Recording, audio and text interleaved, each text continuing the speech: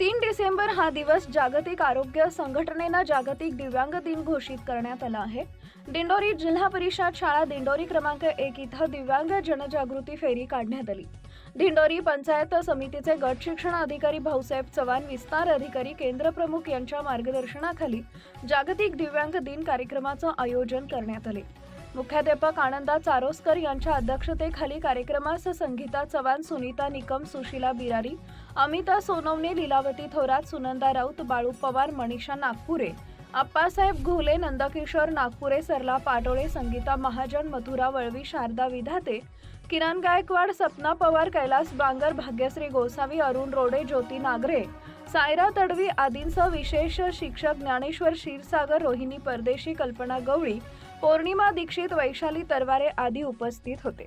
यावेळी शिक्षक ज्ञानेश्वर क्षीरसागर यांनी दिव्यांग दिन बाबत माहिती दिली. जागतिक आरोग्य संघटनेनं 3 डिसेंबर हा जागतिक दिव्यांग दिन म्हणून घोषित केला. दिव्यांग व्यक्तीला समाजानं स्वीकारून सन्मानाची वागणूक अपेक्षित आहे. मुख्य प्रवाहात दिव्यांग विद्यार्थ्यांना आणण्यासाठी समान संधी दिली पाहिजे, असं क्षीरसागर यांनी नमूद केलंय. मुख्याध्यापक आनंदा चारोस्कर यांच्या हस्ते दिव्यांग विद्यार्थ्यांचा पुष्पगुच्छ देऊन सत्कार करण्यात आला. दिव्यांग दिनानिमित्त दिंडोरी शहरात जनजागृती फेरी काढण्यात आली आहे. या फेरीमध्ये विद्यार्थ्यांनी घोषणा दिल्या. यावेळी विद्यार्थ्यांना मिठाई वाटप करण्यात आले. दिंडोरी वृत्तांत न्यूज कार्यकारी संपादक बापू चव्हाण, दिंडोरी.